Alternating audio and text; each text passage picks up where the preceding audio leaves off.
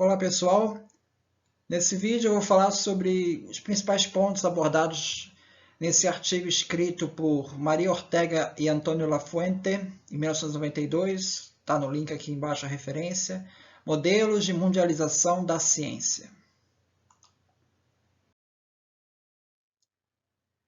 O artigo então começa a fazer uma introdução, onde ele fala do trabalho do Max Weber, no livro A Ética Protestante, que ele fala das relações entre o capitalismo e o puritanismo, protestantismo. E essa tese foi fio da meada, teve continuidade no trabalho de Robert Merton, que ele estudou a relação entre o puritanismo e o surgimento da ciência. A ciência em Merton é vista como um sistema de cooperação internacional. Ele desenvolve o conceito de comunidade científica que compartilha valores, 4 valores principais: o ceticismo organizado, um antidogmatismo, Segundo, universalismo, a ciência baseada no experimentalismo, qualquer pessoa em qualquer parte do mundo vai chegar nas mesmas conclusões. Desinteresse, compromisso primário com a verdade, ou seja, a ciência não tem influência nenhuma de qualquer fator externo. E o comunismo, a ideia de que o trabalho do cientista é compartilhado livremente entre todos os cientistas para o progresso da ciência.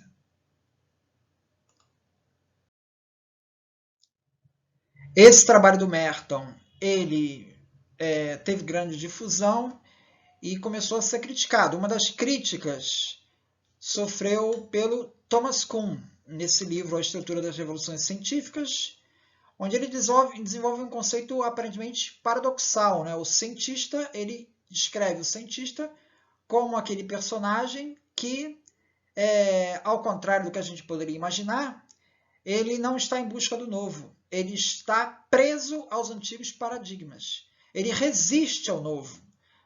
O Thomas Kuhn, ele descreve as principais revoluções científicas que aconteceram e como a comunidade científica sempre foi hostil à chegada de novos modelos teóricos. Isso foi sendo vencido bem aos poucos. E os modelos teóricos foram se instalando de uma maneira muito prematura, ou seja, sem que você tivesse realmente os dados experimentais ali para confirmar aquela teoria. Ou seja, o cientista que, pioneiro, ele adere àquela nova teoria por uma convicção pessoal. É por isso que ele destaca aqui o comportamento, entre aspas, irracional do cientista. Ele é muito mais uma aposta naquela teoria que só mais à frente é que vai ser consolidada. Então aí inicia-se um debate entre o que se chama entre a ciência internalista ou externalista, ou seja, a ciência é movida por características inerentes dela, diz respeito somente a essa caixa preta aqui, ou o comportamento da ciência ele é pautado por fatores externos.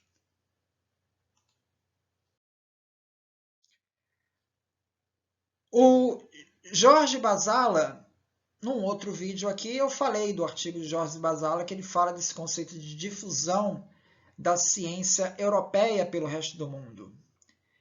Ele destaca a construção das tradições científicas locais ou nacionais, e o Basala procura explicar a difusão da ciência levando em conta uma comparação de como ela se desenvolveu nas diferentes sociedades, levando em conta os contextos locais de como isso foi desenvolvido.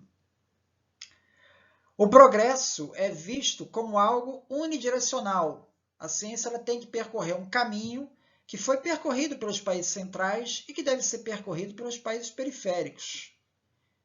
Então, todo o processo é visto como uma transposição de um modelo eurocêntrico da ciência na Europa para os demais países, para a periferia. Todas as sociedades seguiriam o mesmo plano evolutivo linear, sem levar em conta as idiosincrasias locais, ou seja, a coisa convergiria para o mesmo ponto. Então, trata-se de uma concepção eurocêntrica. Essa é a crítica do Lafuente e do Ortega, que minimiza as contribuições locais. Faz-se uma rígida distinção entre a tradição, que está ligada à não-ciência, e a modernidade, que viria de fora do modelo eurocêntrico. Um conceito de tradição, nesse conceito, a tradição é vista como algo antitético. Antitético é antagônico, contrário à modernidade. A perspectiva de Basala tende a depreciar os estudos de caso em países periféricos. Não precisa estudar caso de ciência em país periférico. Essa é a conclusão que se tira, porque afinal eles não têm nada de novo para trazer. Ou seja, na verdade a ciência só está percorrendo o caminho natural dela. O Basala escreveu um livro aqui que é Evolução da Tecnologia, onde ele faz a analogia de Darwin com a tecnologia. Ou seja, ele analisa os diferentes artefatos tecnológicos e vai mostrando que isso segue um processo de seleção natural similar, equivalente ao da biologia. Então, a ciência, a evolução da tecnologia é um processo irreversível da própria natureza da tecnologia. Bom, dentro dessa crítica, né, ao final dos anos 80, o artigo do Basala foi de 67. Ao final dos anos 80, vários historiadores das ciências dos países periféricos, tá, da América Latina, propuseram uma crítica bastante forte contra o modelo do Basala, apontando a sua ótica eurocêntrica e linear, que tomava os países não europeus como essencialmente receptores e repetidores passivos das ideias vindas dos centros. Essa renovação historiográfica, ela nasce dessa crítica e destaca a dinâmica complexa nos países periféricos específicos. Aqui eu trago aqui o trabalho da Simone Kropf sobre a doença de Chagas, em que ela evidencia que os médicos brasileiros utilizaram os instrumentais teóricos da ciência europeia não de um modo passivo, mas de modo seletivo e criativo, de modo a produzir resultados únicos, próprios aqui dos contextos socioconstitucionais específicos, né? Soluções originais para a compreensão dos problemas médicos. Essa ênfase tem se destacado em vários trabalhos da casa de Oswaldo Cruz, não somente no trabalho da Simone Kropf. Então, está dentro dessa linha de crítica ao modelo linear do Basala. Outro autor é o Roy MacLeod, que é da Austrália, tá? Foi colonizada pela Inglaterra, que ele mostra no artigo Moving Metropolis, tá? Ele fala da ciência imperial, ele desenvolve o conceito de ciência imperial que se desenvolveu lá na Austrália e as relações de poder com o Império Britânico. Ele desenvolve o conceito de colonialismo científico e ciência imperial. Para o Roy MacLeod, né, a metrópole, ela impõe uma ciência na colônia que é parte da política de desenvolvimento colonial. Não se trata simplesmente de transpor o modelo da metrópole para a colônia. Não, ela vai assumir um formato próprio que reforça essa posição colonial. Então, não há uma ideologia científica ocidental distribuída uniformemente. Estamos aqui criticando o modelo do Basala. Outro autor é o Lewis Pinson, tá? Que ele analisa as estratégias imperiais da França, da Alemanha e da Holanda e desenvolve o conceito de imperialismo cultural. Então, ele retoma a análise do MacPherson, né? Ele destaca algumas características do Império belga no Canadá, que ele enviava cientistas tendo enfoque mercantilista. O modelo alemão, que você destaca uma busca por novos conhecimentos nas colônias. E o modelo francês, o modelo mais ligado a interesses militares. Então, temos diferentes formas de introdução da ciência, todos pautados por esse imperialismo e relações de colonialismo. Javier Polanco, do Chile, ele faz uma análise que tem uma certa similitude com os trabalhos de Payson e MacLeod, e que ele fala de uma mundialização da ciência e criação de tradições científicas locais que não seguem o modelo de linearidade de Basala e enfatiza os intercâmbios coloniais específicos com a metrópole. Ele faz a sua análise desenvolvendo o conceito de economia-mundo, introduzido por Brodel, historiador. As diversas zonas têm em mira a ciência do centro e estão polarizadas. Elas adotam uma disposição concêntrica em torno desse centro.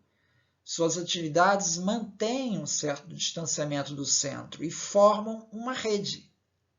A ciência moderna, assim, assume a forma de uma empresa mundial. Não se trata de um modelo em etapas a serem vencidas ou que sigam uma evolução temporal. Polanco enxerga uma relação de causalidade direta entre o desenvolvimento econômico e o desenvolvimento científico.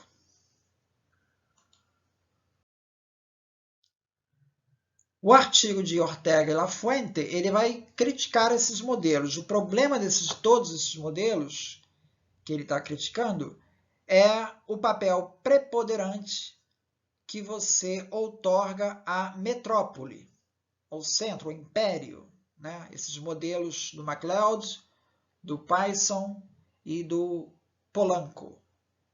Os historiadores, na maioria das vezes procedentes de ex-colônias, eles se ressentem que na historiografia não tem sido dado devido destaque ao desenvolvimento da ciência nas colônias. Eles têm sido marginalizados nessa história. Então, detetada uma dominação econômica ou tecnológica,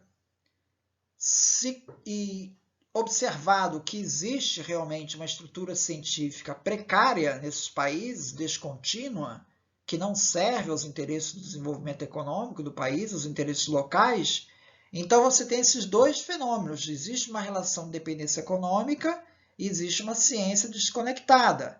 Então, esses historiadores, eles estabelecem uma causa e efeito entre esses dois efeitos, da economia e da ciência.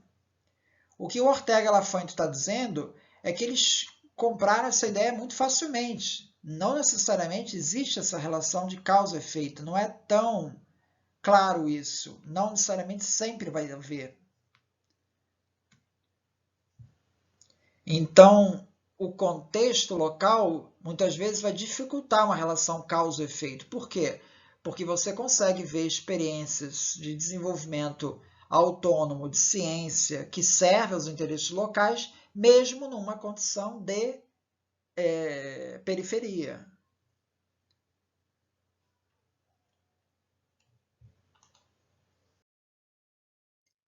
Considerações finais do artigo. Ele fala, então, que a utilidade da ciência não deve ser buscada unicamente em termos de sua projeção técnica ou econômica, essa relação causal. Ele questiona isso. E tampouco na avaliação da excelência científica presume-se a existência a priori de um sistema internacional de valores comuns a todo o universo e reconhecimentos sobre o risco de subestimarmos as possibilidades de tais desenvolvimentos aqui na periferia. E a profunda significação cultural que pode assumir uma ciência dita dependente. Então, uma ciência que, aos padrões ocidentais do centro, seria considerada deficiente, isso pode ter um impacto significativo na periferia para a dinamização da sociedade. Então, ele faz esse alerta. Você não deve ponderar esses pesos quando você estiver fazendo essas medidas. Então, é isso. Muito obrigado.